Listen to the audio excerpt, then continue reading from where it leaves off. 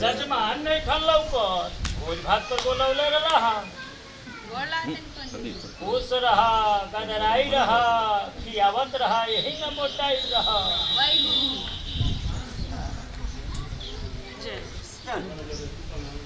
अरे जजमान कहाँ गइल बड़े? वही के व्यवस्था में गइल बा। अच्छा ठीक बा ठीक बा। आई का करतरू? अरे का बताई पंडित जी, इनका सब आदत ठीक लगेला, ये एगो आदत खराब लगेला। कौन आदत हो तनी हमरो के बतावो। पंडित जी के बुला लेलो आ भोज भात करा के पंडित जी के दोनों पूछ देला। दोनों पूछ देले? का पूछ देले हो? उहे दोनों पूछ देला। अरे बाप रे बाप, ई जजमान ठीक नहीं खस।